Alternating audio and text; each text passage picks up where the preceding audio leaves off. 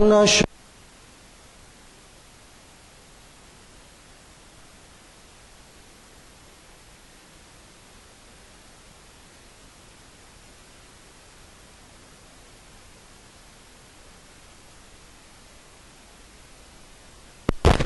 ذكرك فإن مع العسر يسرا إن مع العسر يسرا فإذا فرغت فانصب وإلى ربك فارغب صدق الله. السلام علیکم حضرات، آج کی اس محفل کا آغاز خوشیلان قاری محمد مرتضیٰ صاحب کی خراج سے ہوا. جیسے کہ آپ واقف ہیں، ہمارا یہ آج کا جو لیکچر ہے یہ اس کو مخاطب کر رہے ہیں آپ کے جانے پہچانے ماہر اقبالیات جناب ڈاکٹر محمد ضیاء الدین شکیب صاحب مخاطب کر رہے ہیں، اور ہمیں اس بات کی بھی خوشی ہے کہ وہ کافی یعنی گیپ کے بعد ہم سے مخاطب کر رہے ہیں، ہم کو مخاطب کر رہے ہیں. اور اس میں ایک بات خاص طور پہ یہ بھی آپ سے کہنا چاہتا ہوں کہ ہمارا اگلا جو خطاب رہے گا وہ 9 نومبر کا، وہ بھی انہوں نے قبول کیا ہے. اب ظاہر ہے کہ 7 کو جب عید ہے تو 9 کو تشریف لائیے تو عید کی مبارکباد بھی ہو جائے گی، عید ملاپ ہو جائے گا. اور اس کا عنوان ہے اقبال کی فارسی شاعری کا تعارف. اور آج کا جو خطاب ہے، جیسے کہ آپ واقف ہیں، اقبال کے کلام سے ایک مصرع یا خطرے سے گوہر ہونے تک اقبال کی شخصیت کا نشو و نما، وہ جو ہے ضیاء الدین احمد شکیب صاحب اس عنوان سے ہمیں آج کی اس محفل میں، جو کہ کانفرنس ہال جامع مسجد عالیہ میں بعد نماز عصر محفل اقبال شیرازی 639 نشست منعقد ہو رہی ہے، اس کو وہ مخاطب کر رہے ہیں. اور دوسری بات آپ سے یہ بھی عرض کرنی تھی، 2 باتیں اور عرض کرنی ہیں. ایک تو یہ کہ میں نے اس سے پہلے بھی کہا ہے کہ یہاں ایسی کتابیں رکھی جاتی ہیں جو آپ درج رجسٹر اپنا نام کر کے. السلام علیکم. اس سے پہلے بھی یہاں آپ کی خدمت میں آنے اور کچھ نہ کچھ اقبال کے بارے میں عرض کرنے کا مجھے موقع مل چکا ہے، اور اس سے زیادہ یہاں سننے کا بھی موقع ملا ہے. اب تک اقبال پر 639 تقریریں ہو چکی ہیں، اور زیادہ تر ان کے افکار پر ہی ہوئی ہیں. مجھے خیال آیا کہ جہاں جاتا ہوں وہاں اقبال کے افکار پر گفتگو ہوتی ہے، ان کی شخصیت کے بارے میں عام طور پر بات نہیں ہوتی، اور افکار کو جس انداز میں پیش کیا جاتا ہے اس سے ہمارے ذہن میں اقبال کی ایک عظیم الشان تصویر بنتی جاتی ہے. یقیناً ان کی شخصیت نہایت عظیم الشان تھی، لیکن اقبال کن منزلوں سے گزرے اور کیسے اقبال بنے، یہ ایک بڑی دلچسپ کہانی ہے جس کے بہت سے گوشے عام طور پر احباب کے سامنے نہیں ہوتے. میری گفتگو کے مخاطب تو یقیناً نوجوان تھے کہ وہ سنتے تو ان کے دل میں کوئی حوصلہ پیدا ہوتا، مگر یہاں قطروں سے زیادہ خود گوہر بیٹھے ہیں جو کم از کم میری گفتگو سے ان کو طبیعت میں کچھ گرمی پیدا ہوگی. اقبال نے اپنے ایک شعر میں کہا تھا کہ دوستان خرم کہ بر منزل رسید آوارئی مین پریشان جادہ علم دانش کردتا ہے. دوست اس بات پہ بہت خوش ہیں کہ میں اپنی منزل پہ پہنچ گیا ہوں، پڑھ لکھ کے بڑا آدمی بن گیا ہوں، لیکن ان کو پتہ نہیں ہے کہ میں نے کن پریشان حالیوں سے یہ علم و دانش کا راستہ طے کیا ہے. اگر اس کا اندازہ کرنا ہو تو یہ غیر معمولی بات ہے. اقبال کی شخصیت کے نشو و نما کا پورا جائزہ تو اس وقت ممکن ہے، اور نہ میں اس کا ارادہ کر رہا ہوں، بل یہ ہے کہ 2-3 پہلو اس کے پیش میں کرنا چاہوں گا. ایک تو ان کی تہذیبی شخصیت کا نشو و نما، دوسرے ان کی تخلیقی اور علمی شخصیت کا نشوونما، اور تیسرے ان کی وجاہت دنیاوی کی شخصیت کا نشوونما، یہ 3 حوالے میں سمجھتا ہوں اس مختصر سی گفتگو کے لیے کافی ہوں گے۔ ہم میں بہت سے ایسے لوگ ہیں جو موروثی طور پر خوشحال، متمول اور عمرا کے گھرانے سے ہیں، کچھ وہ ہیں جو غریب گھرانوں سے اور دیہات سے ہیں۔ اقبال کس ماحول کے تھے، کہاں کے تھے، اس کا چند جملوں میں پہلے جائزہ لوں گا کہ 18ویں صدی کے دوران کشمیر کے سپرو برہمن گھرانے میں ایک شخص اسلام سے متاثر ہوا اور اس نے اپنا مذہب چھوڑ کر اسلام کو اختیار کیا، اور اس شد و مت سے اختیار کیا کہ وہ اس میں کھو گیا، اور انہوں نے کئی حج کیے اور دین سے ان کی لگن بے مثال تھی، یہاں تک کہ ایک وہ صوفی اور ولی کی طرح جانے لگے۔ ان کا جو عرف عام میں نام تھا وہ میں نے لکھا ہے،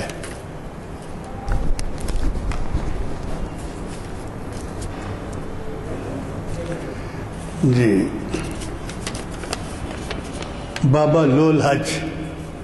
اور یہی بابا لول حج جو تھے خود کتنے پڑھے لکھے تھے، ان کا مبلغ علمی کیا تھا اس کا ہم کو کوئی علم نہیں ہے، لیکن ان کی اولاد میں یا ان کے بیٹے یا پوتے ایک تھے محمد رفیق، اور یہ بھی غریب آدمی تھے، دیہاتی تھے، ہر پڑھے لکھے نہیں تھے، حرف شناس بھی نہیں تھے۔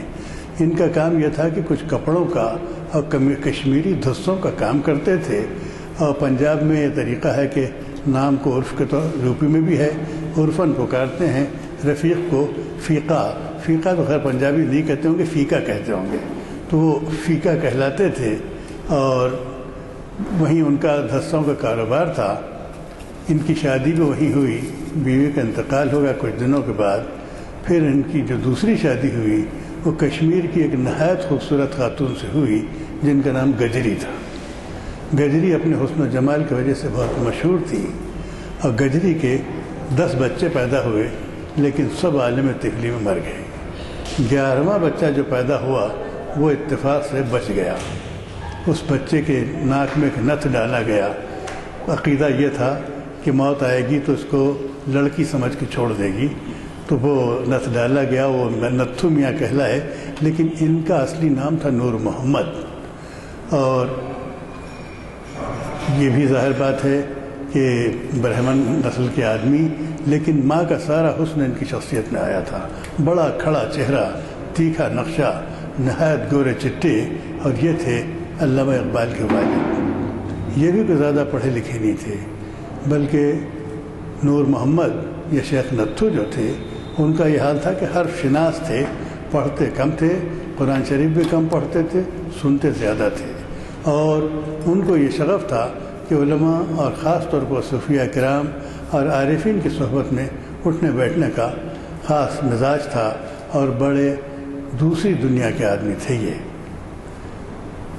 ان کی شادی جن خاتون سے ہوئی کریم بی بی سے، غالباً کریم بی بی نام تھا، تو وہ بڑی تیز مزاج، سرمایہ دارانہ ذہن کی، دبدبے والی خاتون تھی، دونوں کے مزاج میں کوئی خاص مناسبت نہیں تھی، اور انہی کریم بی بی نے امام بی بی سے شادی ہوئی، اور بڑے دبدبے والی خاتون تھی یہ، ان کے اندر وہ انکسار نہیں تھا جو نور محمد صاحب میں تھا، اور نور محمد صاحب بڑے سخی کھلے دل کے آدمی تھے۔ امام بی بی پیسہ جوڑنے اور پرس کے اوپر قابو رکھنے والی خاتون تھی، اور حکمرانی کرنے والی۔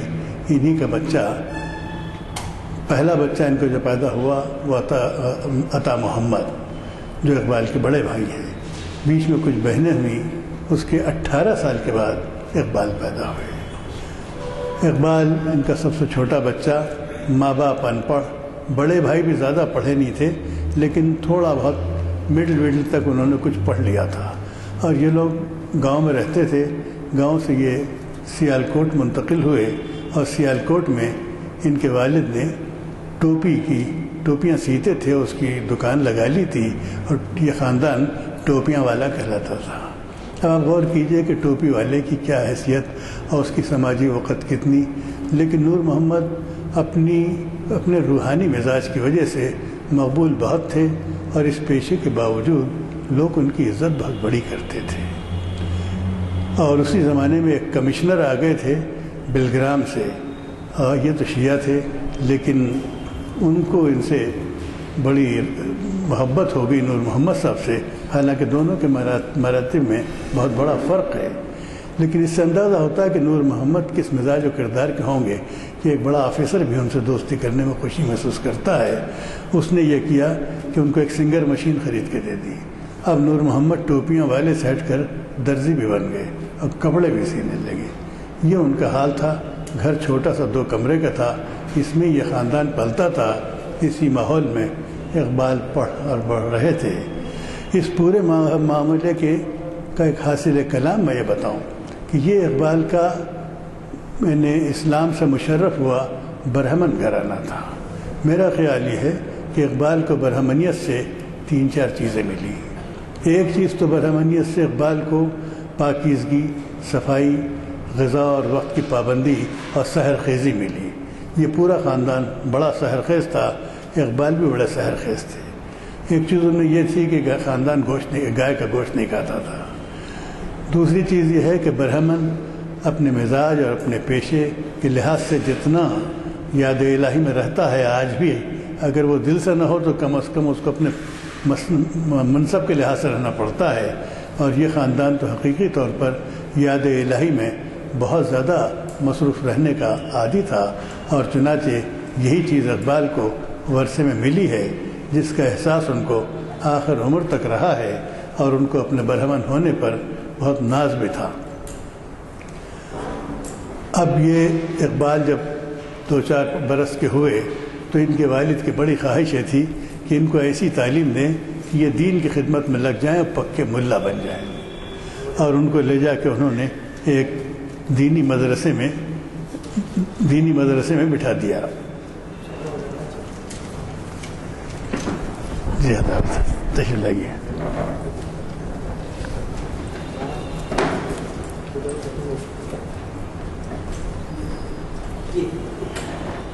کہنے کا مطلب یہ تھا کہ اقبال کو جو برہمن توریث تھی اس سے کچھ اچھی چیزیں بھی ان کے اندر آئی ہیں۔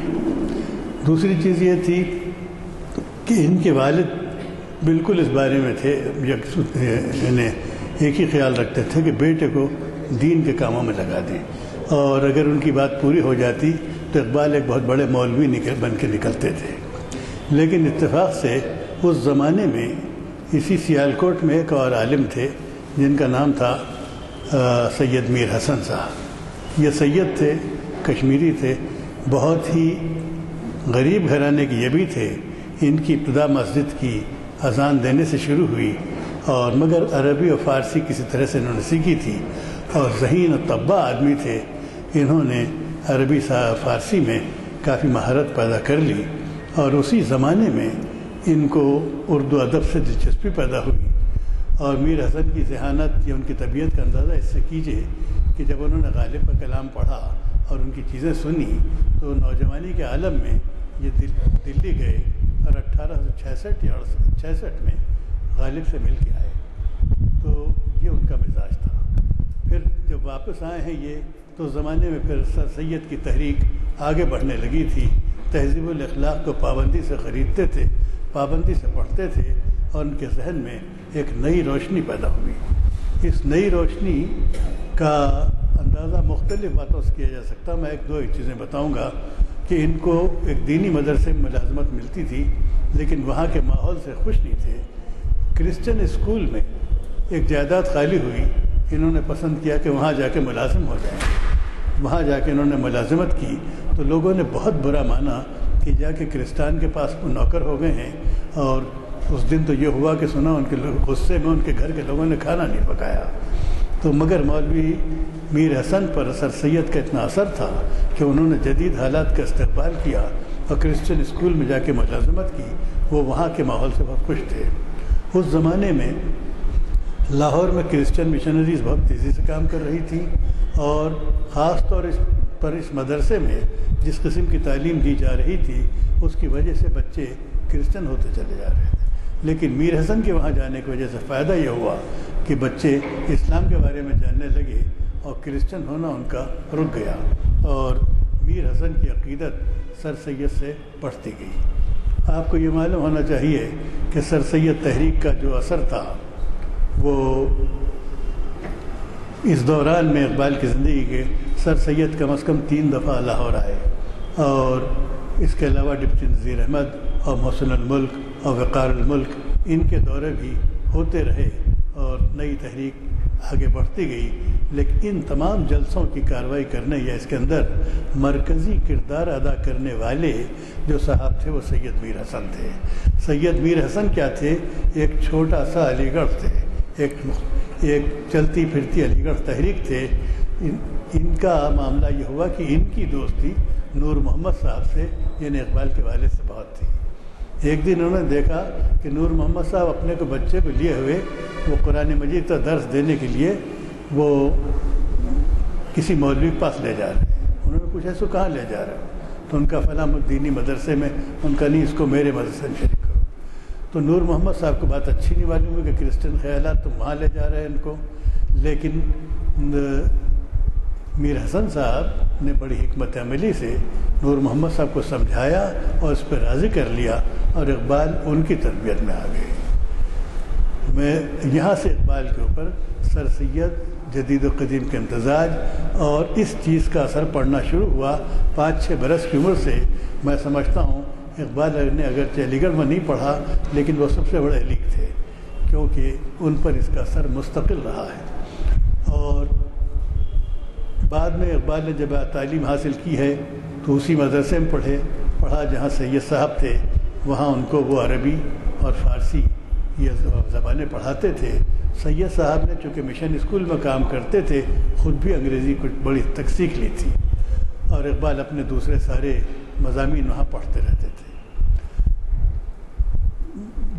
ضلع کا مدرسہ تھا، سب لوگ پنجابی بولتے تھے، اور حال یہ تھا کہ بچے آپس میں اقبال کو کوئی اقبال نہیں پکارتا تھا، اقبال کے اسکول کے ساتھی ان کو بالا پکارتے تھے۔ ہاں بالا، تو وہ بالا تھے اور سب ان کو پکارتے تھے 5-10-12 برس کی عمر تک، اور بالا کے نام سے جانتے تھے۔ اور اقبال اس میں ان ماحول میں خوش تھے، لیکن سر سید کی تحریک کے زیر اثر ایک عجیب بات یہ ہوئی کہ میر حسن صاحب نے ایک تحریک یہ چلائی کہ مسلمان بچوں کو پنجابی نہیں اردو بولنا چاہیے۔ چنانچہ انہوں نے اسکول میں بھی اردو رائج کروانا شروع کر دی، اور کئی جگہوں پر اردو رائج ہوئی، اور اقبال کو 5-6 برس کی عمر سے ہی اردو پڑھائی گئی، اور یہ بچہ اب پنجابی چھوڑ کر اس میں شکنی قرآن مجید پڑھ لیتا تھا، لیکن اب اس نے اردو پڑھنا شروع کی۔ یہ ان کی اپنی زبان نہیں تھی لیکن اکتسابی زبان تھی، اور اقبال نے اس کو سیکھنا شروع کیا۔ اقبال کے مزاج میں شروع سے ایک بات یہ تھی کہ ہر چیز کی گہرائی میں جاتے، ہر چیز کا مطلب سمجھتے۔ اس کی ایسی مثالیں ہیں پوچھیے نہیں۔ اپنے خاندان کو بھی سمجھا تو اپنے نو مسلم ہونے پہ شرمائے نہیں، اپنی برہمنیت پہ ان کو آخر تک ناز رہا، اور برہمن کے جو اوصاف ہیں اس کا انہوں نے جگہ جگہ اپنی فارسی، اردو اور خاص طور پر فارسی شاعری میں ذکر کیا۔ کلاس میں بھی جب بیٹھے تو استاد نے سبق پڑھایا، اقبال سے کہا کہ ٹیبل پہ غلط لکھو، بورڈ پر اقبال نے بڑھ کے غین لام تے لکھ دیا۔ تو استاد نے کہا یہ املا تو غلط ہے، اس کو صحیح کر کے لکھو۔ تو انہوں نے جا کر توئے سے بنا کے لے صاحب اب بھی غلط ہے، اس طریقے سے کلاس کو ہنسا دیا۔ اس سے اندازہ ہوتا ہے کہ بچے نے املا عادتاً نہیں سیکھا بلکہ اس کے اندر بھی اپنے شعور کو استعمال کیا۔ اسی زمانے میں میر حسن صاحب کہیں بازار میں جا رہے تھے، ان کے ساتھ ایک بچہ تھا، ان کا شاید انہی کا بچہ ہو، بہت چھوٹا تھا مگر موٹا سا وزنی۔ اقبال وہاں مل گئے، 8-9 برس کے اقبال، ان کے اس بچے کو گود میں لے لو۔ اقبال لے کے کچھ دور چلے لے کے تھک گئے، اور ایک دکان کے پاس اس کو بچے کو روک دیا۔ تو مولوی صاحب نے کہا کہ اٹھانے میں دشواری ہے، تو بچے کا نام تھا احسان، تو اقبال نے کہا تیرا احسان بہت بھاری ہے۔ تو یہ اس چھوٹے سے بچے کو جس نے نئی اردو سیکھی ہے، اس میں نہ صرف ذہانت معلوم ہوتی ہے بلکہ زبان کو، بات کو تہ تک سمجھنے کا جو شعور ہے، یہ قدرتاً ان کو ودیعت تھا۔ اور اقبال کے مزاج سے یہ بات اس وقت سے آشکار تھی۔ اب اقبال کو جب یہ ہوا اردو پڑھنے کا چسکا، تو اس زمانے میں کہانی کی کتابیں لاہور سے چھپتی تھی، 2 پیسے ملتی تھی، اور ان کو جو پیسے ملتے یہ جا کے وہ کتابیں کہانی کی خرید کے لے کے آتے۔ دن بھر تو اسکول میں رہتے تھے۔ ان کی پھوپھی اور دوسری عزیز محلے کی خواتین رات میں ناڑے بنا کرتی تھی، غریب گھرانہ تھا، اور یہ لوگ رات میں دیر گئے تک ناڑے بنتی۔ تو اقبال یہ کرتے تھے، یہ کہانیاں لاتے تھے، زور زور سے پڑھ پڑھ کے ان لوگوں کو سناتے تھے، اور کہانیوں میں جب کوئی فقرہ آتا تھا تو اس کے اوپر اپنی طرف سے مصرع چست کرتے تھے، اور چست کر کے ان لوگوں کو ہنساتے تھے۔ یا کبھی کبھی یہ کرتے تھے کہ انہی کہانیوں میں کسی عزیزہ کا نام لگا کے ان کے ساتھ مذاق اڑا دیتے تھے۔ یہ چھیڑ چھاڑ اور مذاق و تمسخر ان کی طبیعت میں بڑا ہی تخلیقی تھا، اور یہ وہ اقبال ہیں جن کی عمر ابھی 6-7 سال ہے، اور یہ تربیت پا رہے ہیں مشن اسکول میں، تھوڑی سی انگریزی بھی سیکھنے والے ہیں، اور میر حسن صاحب کے شاگرد ہیں۔ میر حسن صاحب سید تھے، سادات ہونے کی وجہ سے میر حسن کے پاس اہل بیت کی بڑی محبت تھی۔ کئی ایسے واقعات ہیں جہاں ذکر آیا اور اصحاب کہف میں، تو میر حسن نے آپ کے تفضیل علی کے بارے میں لوگوں کو ٹوکا اور یہ کہا۔ یہ بات اقبال کی رگ و پے میں سرایت کر گئی تھی، اور اس کا میں ذکر آگے کروں گا۔ اب رہا یہ کہ اقبال نے جو بچپن سے فقرہ بازی اور مصرعے گھاڑنا شروع کیے تھے، اس میں 7ویں 8ویں جماعت میں آ گئے۔ اب تو انہوں نے الٹے سیدھے شعر کہنا بھی شروع کیے تھے، اور اپنے ساتھیوں میں سناتے تھے۔ ہاسٹل میں رہتے تھے تو مزاحیہ شعر سے ہاسٹل بالکل زعفران زار، ہر وقت ٹھٹے ہنسی، اور اقبال کی وہ نظمیں اور وہ کلام جن کا ذکر ان کے احباب نے کیا ہے وہ کہیں محفوظ نہیں ہے، لیکن اتنا ضرور معلوم ہوا کہ کسی دوست پہ نظم لکھ دی، کسی بات پہ مزاحیہ چیز لکھی، اور شرارت آمیز چیزیں ہوتی تھیں۔ یہ ان کی شاعری کی ابتدا رہی ہے۔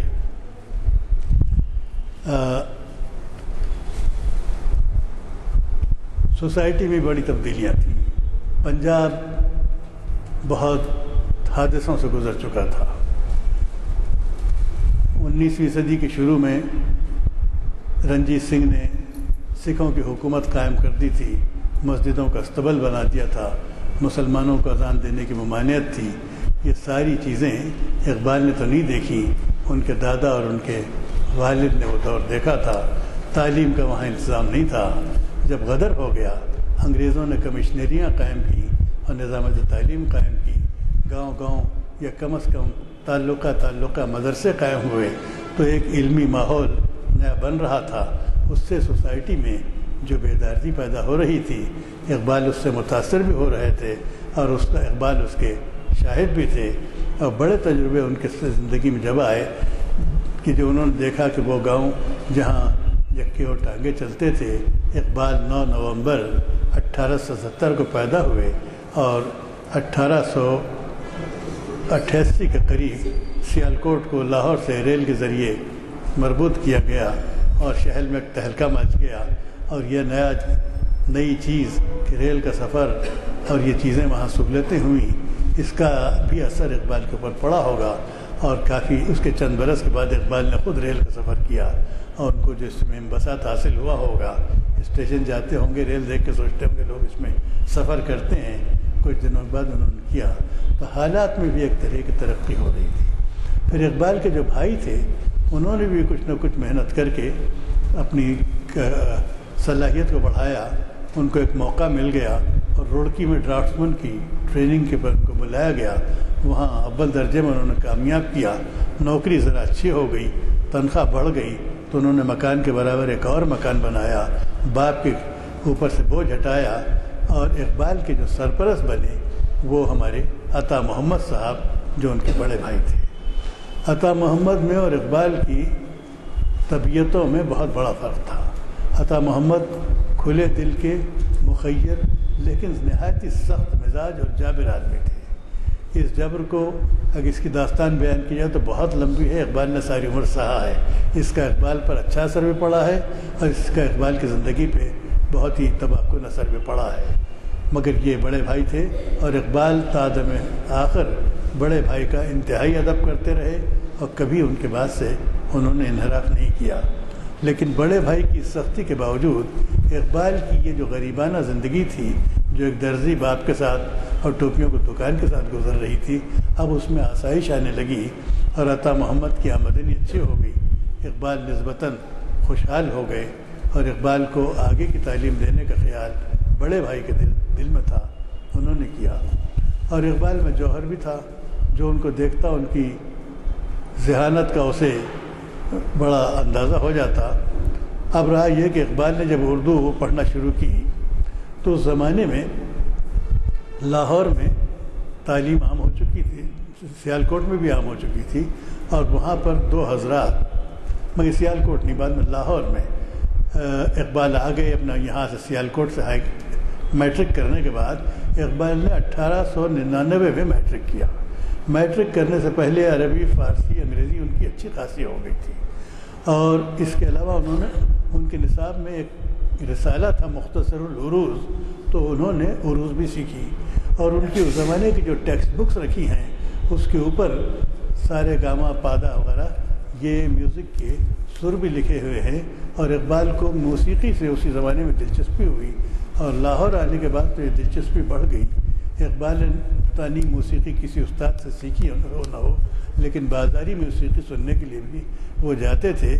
اور اس میں ان کا یہ حال ہو گیا تھا موسیقی سننے میں کہ اس زمانے کا ان کا ایک شعر ہے جو یہ کہتا ہے، لوگ کہتے ہیں مجھے راگ کو چھوڑو اقبال، لوگ کہتے ہیں مجھے راگ کو چھوڑو اقبال، راگ ہے دین میرا، راگ ہے ایمان میرا. تو آپ اندازہ کر سکتے ہیں کہ اس زمانے میں اقبال کو راگ سے یا موسیقی سے کتنی گہری دلچسپی ہوئی. لیکن اس دلچسپی کا اثر یہ ہوا کہ ان کی شاعری میں جو غنائیت آئی ہے وہ بغیر موسیقی اور عروض کے واقفیت کے آ نہیں سکتی تھی. اقبال نے جو کچھ سیکھا، جو کچھ کیا، جتنا کلام انہوں نے آپ کے سامنے پیش کیا، اس سے کہیں زیادہ پیچھے ترک کر کے چلے آئے ہیں. ابتدائی 10 سال کا کلام 600 صفحے کی جلد میں گیان چند جین نے محفوظ کیا ہے. اس کے بعد کے 20 سال کا کلام اب تک مرتب نہیں ہوا ہے. تو یہ ہے کہ اقبال نے اپنے مشق کے طور پر ہر وادی میں قدم رکھا، ہر چیز سیکھی اور اس سے فائدہ بہت اٹھایا. ان کی طبیعتوں کے 2-4 رجحان رہے ہیں. ایک رجحان تو یہ کہ وہ ہمیشہ خدا پرست رہے. ایک موقع ایسا آیا کہ ان کے اندر خدا کے تعلق سے طبیعت میں اشتباہ پیدا ہونے لگی. لیکن آپ کو سن کے تعجب ہوگا کہ میٹرک کی کلاس میں یا انٹر میں اقبال نے کہا کہ میں نے جب ورڈسورتھ کو پڑھا تو پھر میرا ایمان تازہ ہو گیا اور خدا کے اوپر میرا یقین پکا ہو گیا. تو یہ چیز ہے کہ اقبال پڑھتے تھے تو کس نظر سے پڑھتے تھے. اب آئے ہیں محترم انٹرمیڈیٹ میں. اس وقت دیکھ کے بڑی حیرت ہی ہوتی ہے کہ یہ بچہ جس نے عربی فارسی پڑھی ہے، انگریزی میٹرک تک پڑھی ہے، ان کے مطالعے میں جو کتابیں ہیں وہ پیراڈائز لاسٹ ہے. پیراڈائز لاسٹ کے حاشیے پہ انہوں نے اتنا لکھا ہے، ہم نے انٹرمیڈیٹ نہیں بی اے میں پیراڈائز لاسٹ کے کینٹر پڑھے تھے جو داخل نصاب تھے. اس بچے نے اس عمر میں پڑھا. اس عمر میں اقبال کی سب سے بڑی تمنا تھی کہ میں واقعات کربلا کو اس انداز میں لکھوں کہ لوگ پیراڈائز لاسٹ کو بھول جائیں. اس سے اندازہ ہوگا کہ اقبال کا اہل بیت سے محبت کا کیا عالم تھا. یہ ان کی طبیعت کا خاصہ رہا ہے. بعد میں بھی انہوں نے بہت سی چیزیں اشارتاً لکھی ہیں، لیکن ان کی اس محبت و عقیدت میں اس سے پہلے گفتگو کر چکا ہوں. اب رہا یہ کہ لاہور میں 2 بزرگ تھے. ایک مرزا ارشد جو بہادر ظفر کے خاندان کے تھے، اور ایک لکھنؤ سے آئے ہوئے تھے مرزا ناظم. سید تھے، شیعہ تھے، لکھنؤ کی اردو بولتے تھے. اب یہ دور تو رہا نہیں کہ میں دہلی اور لکھنؤ کی اردو پر، یا نہ یہ وقت ہے کہ آپ کو زیادہ وضاحت سے کہہ سکوں. بلکہ دہلی اور لکھنؤ کی اردو میں بہت بڑا فرق تھا. اقبال جب انٹرمیڈیٹ میں آئے تو 2-3 چیزوں کی فضا وہاں بنی ہوئی تھی. ایک تو زبان کی تھی اور دوسرے شاعری کی. اقبال جو ڈرائنگ روم مشاعرے ہوتے تھے اس میں اپنا کلام سناتے تھے یہاں وہاں، لیکن بڑے جلسوں میں بھی انہوں نے نہیں سنایا. لیکن اس بچے کی ہمت اور حوصلے کا اندازہ کیجیے کہ انٹرمیڈیٹ فرسٹ ایئر میں آپ پڑھتے ہیں اور آپ کو جب استاد کی تلاش ہوئی، جو کچھ مولوی سید میر حسن صاحب سے سیکھنا تھا وہ تو انہوں نے سیکھا، لیکن اب ان کو جو استاد کی تلاش ہوئی تو انہوں نے فصیح الملک جہاں استاد مرزا خان داغ جو حیدرآباد دکن میں نظام کے ملک الشعراء تھے ان کو اپنا استاد بنانا چاہا، اور داغ نے اپنی 2 غزلیں اور اپنا خط داغ کی خدمت میں یہاں بھیج دیا۔ مولانا احسن مارہروی داغ کے سیکرٹری تھے، اور یہاں جب آپ گزرتے ہیں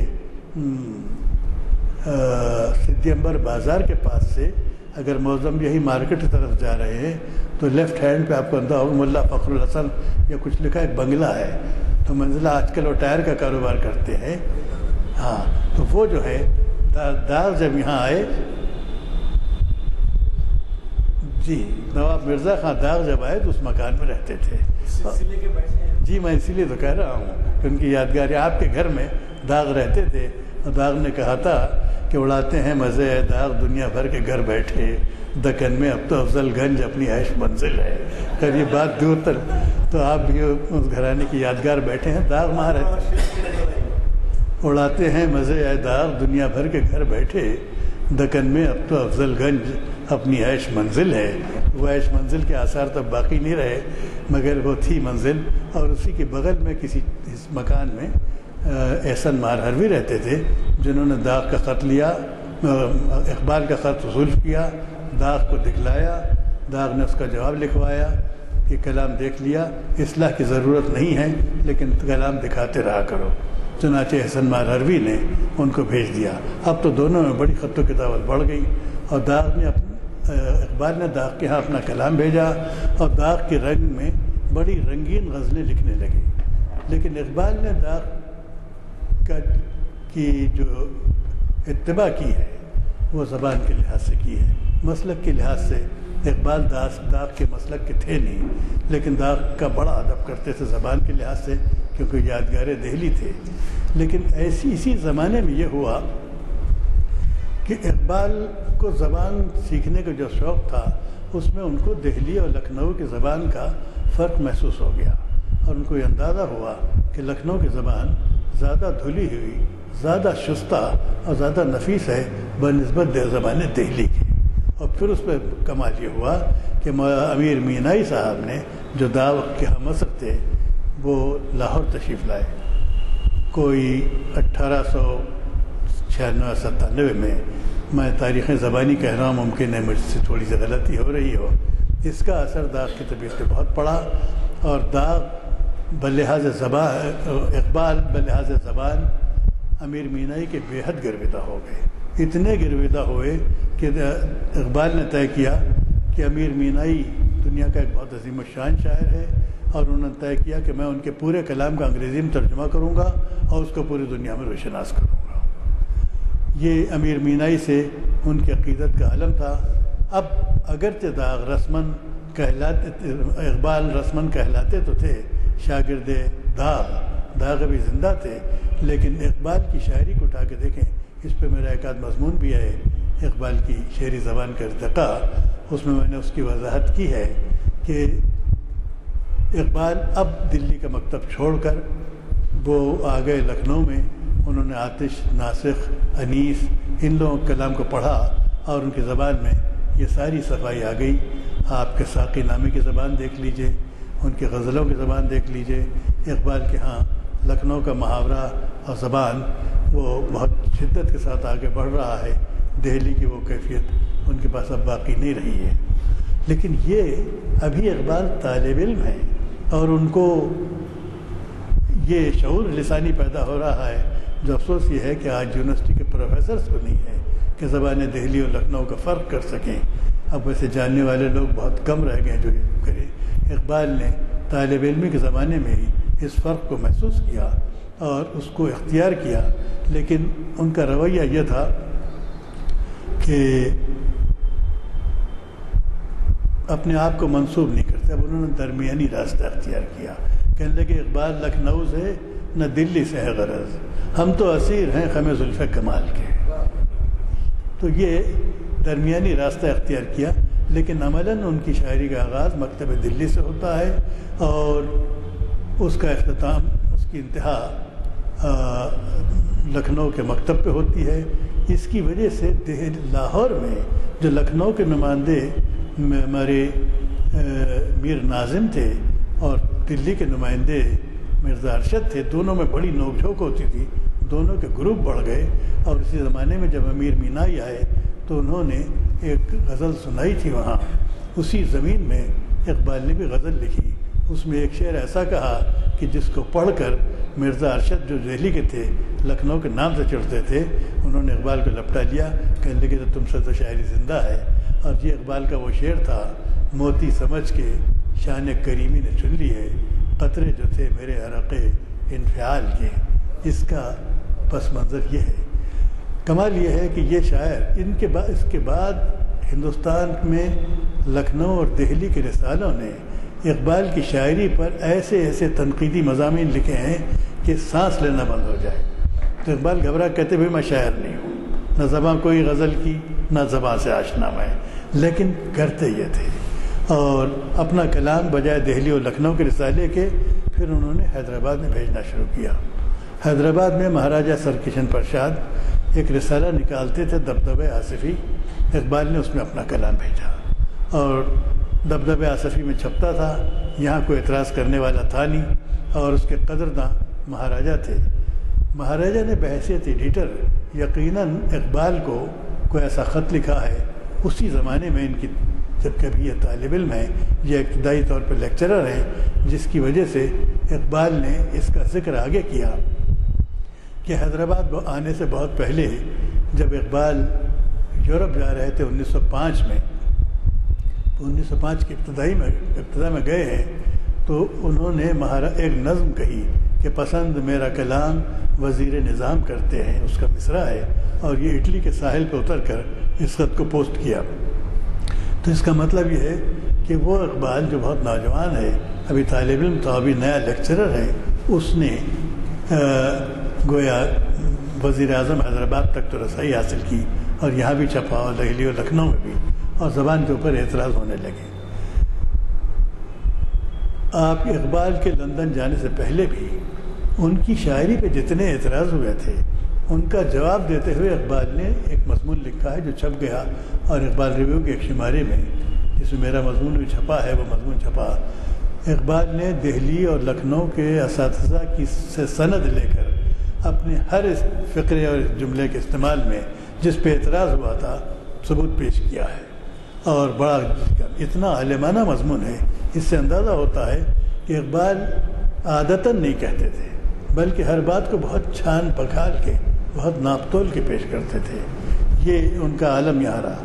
یہ اقبال کی سائٹ کا وہ ہے جہاں انہوں نے شاعری اور لسانیات کے حصے سے ترقی کی، لیکن محض شاعر نہیں تھے۔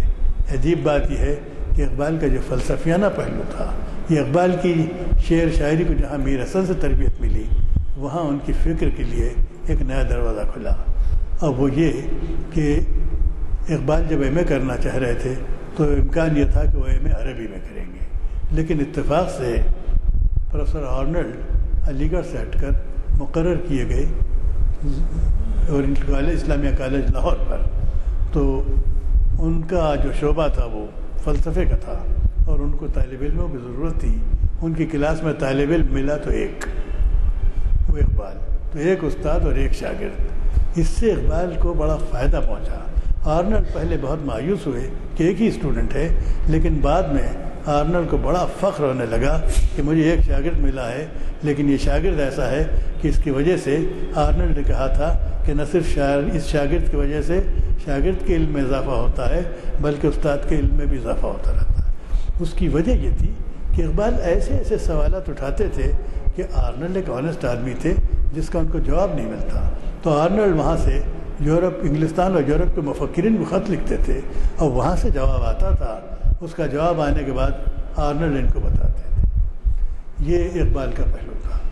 اقبال کی طبیعت کی ایک عجیب و غریب افتاد یہ تھی کہ بچپن سے ان کو روشنی، چاند، تارے، آسمان، زمین کے مسائل سے زیادہ دلچسپی کبھی نہیں رہی حضرت کو۔ ہمیشہ وہ اوپر کی شاعر رہے۔ بانگ درا میں چاند اور تاروں سے متعلق کم سے کم 27 نظمیں ہیں، اور پورے کلیات میں دیکھا جائے تو اردو فارسی میں ان کا تو حال یہ ہے کہ وہ زمین کے شاعر ہی نہیں ہیں ہمیشہ، جس میں ایک جگہ انہوں نے کہا کہ مدت سے ہے آوارہ افلاک میرا فکر، کر دے اسے اب چاند کے غاروں میں نظر بند۔ تو اقبال کی فکر، جس کو انہوں نے کہا اندیشہ ہائے افلاکی، ان کے پاس اندیشہ ہائے افلاکی بہت تھے، رنگ و نور کے وہ بڑے قدرداں تھے، اور یہ کیفیت ان کی شاعری میں بھی ہے۔ اور فلسفے میں بھی جب وہ آئے تو بجائے کسی سماجی فلسفے یا عرضی فلسفے کہ انہوں نے انتخاب کیا آپ کے اس کا مابعد الطبیعی فلسفے کا، چنانچہ اسی پر توجہ انہوں نے ایم اے میں بھی دی، اور آرنلڈ نے بھی ان کو اس بارے میں انکریج کیا، اور جب یورپ گئے تو وہاں بھی انہوں نے the development of meta physics in Persia, Iran میں مابعد الطبیعی تصورات کی نشو و نما پر اپنے پی ایچ ڈی کا مقالہ لکھا، جو چھپا ہوا ملتا ہے، موجود ہوتا ہے۔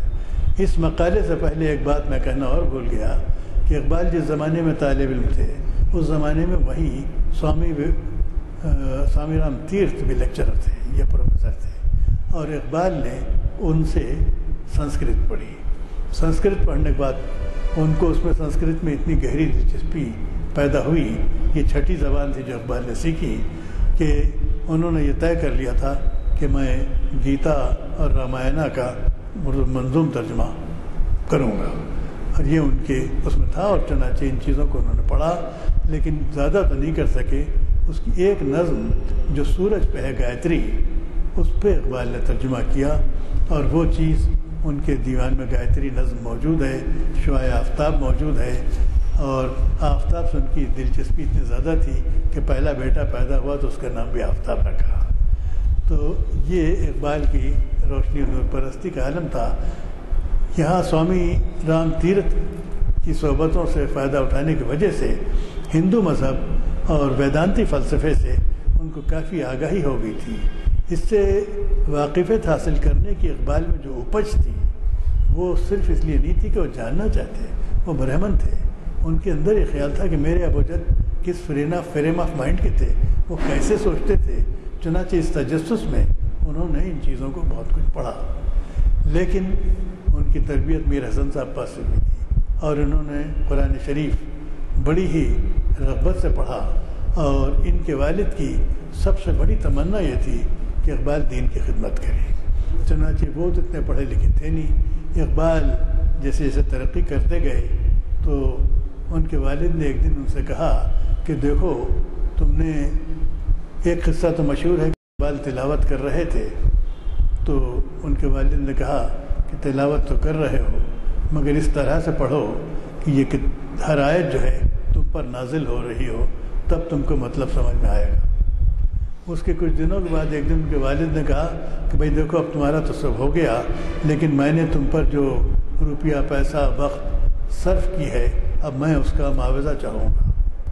تو اقبال نے کہا جو حکم، اقبال سوچ میں پڑ گئے کہ یہ معاوضہ کیا ہوگا۔ اس کے چند دنوں کے بعد اقبال نے سے ان کے والد سے اقبال نے پوچھا کہ اس کا کیا معاوضہ آپ چاہتے ہیں؟ تو ان کا ایک ہی معاوضہ ہے کہ اپنی زندگی اسلام کی خدمت کے لیے وقف کر دو۔ تو یہ بھی ہے، اقبال کے پاس لسانیات کا دھارا یوں جا رہا، ادب یوں سیکھ رہے ہیں، فارسی عربی اس طریقے سے سیکھی، سنسکرت میں یوں گئے، گھریلو ماحول یہ ہے، اسلام سے محبت کا یہ عالم ہے کہ کشمیریت کو چھوڑ کے لوگ یہاں آئے تھے، اور پھر انگریزی تصورات سے متاثر ہوئے ہیں۔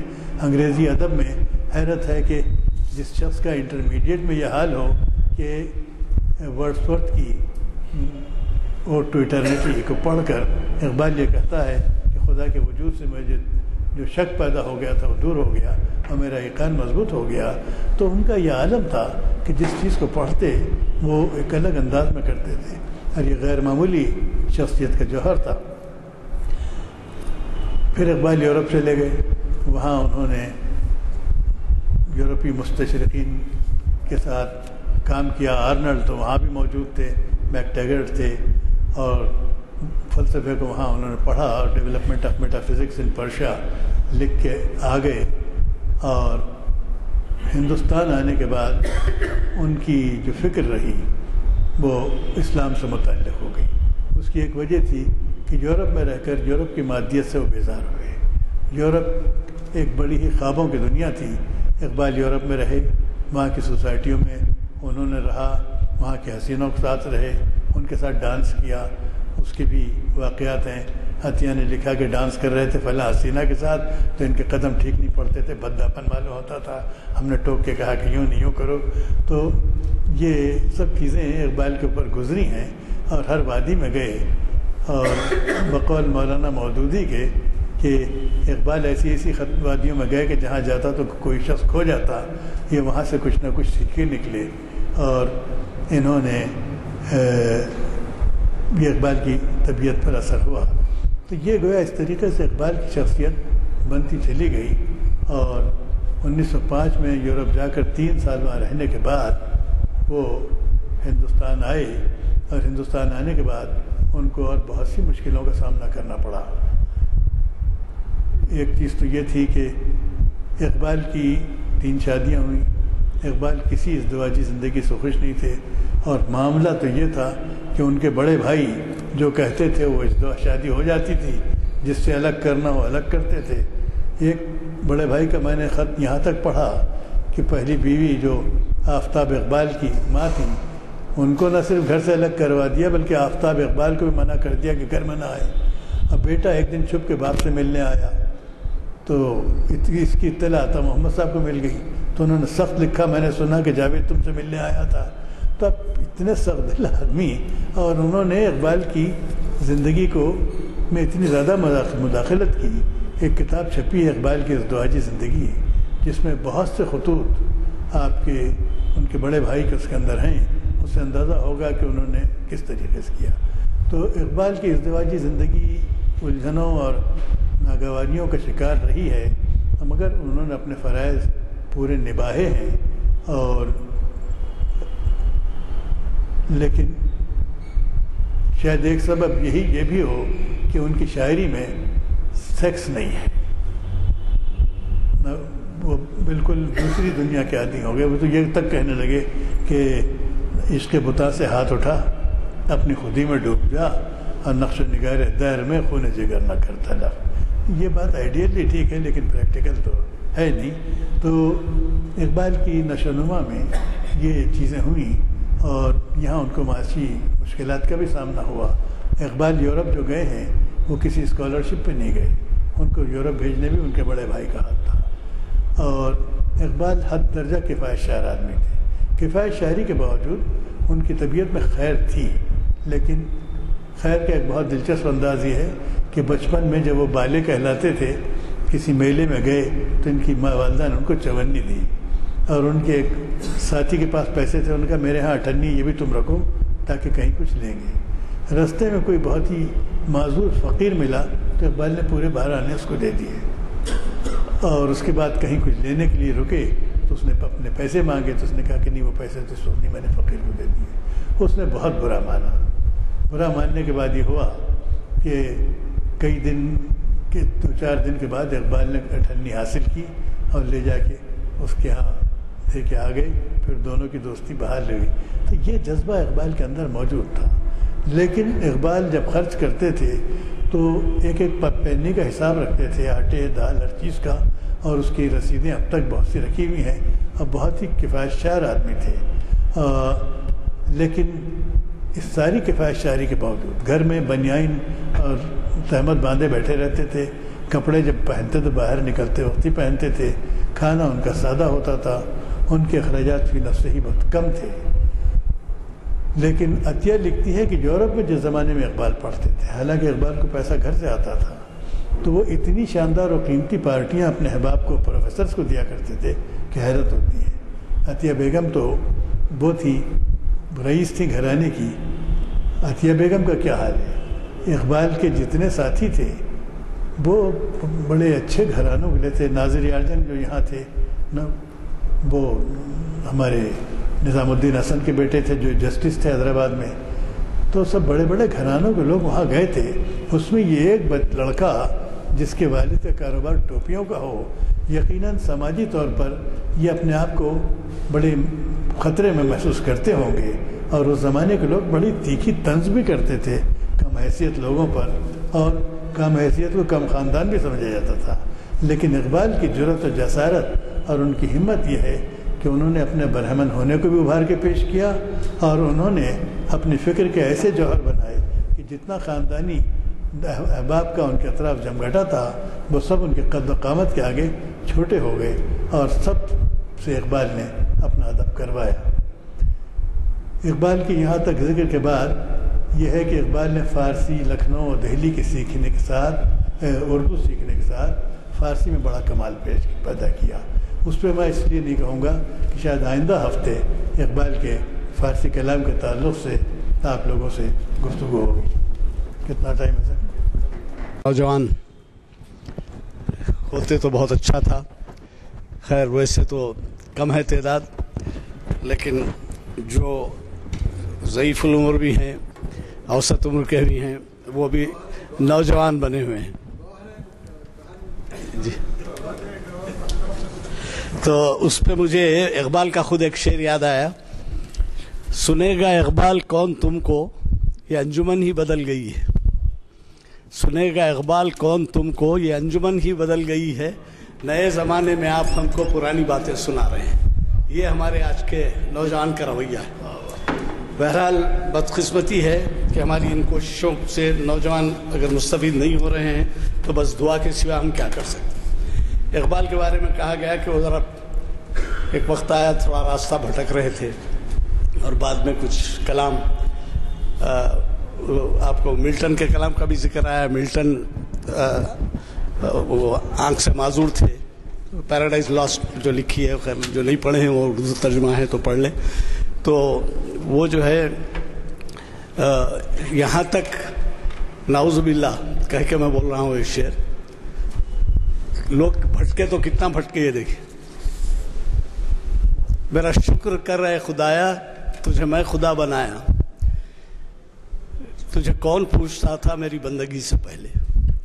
یہاں تک کہ بھی ہمارے پاس ملتے ہیں. تو خیر یہ راستہ تھوڑا بھٹکے، لیکن آپ کے کہنے کے مطابق اور پھر آگے راستے پہ.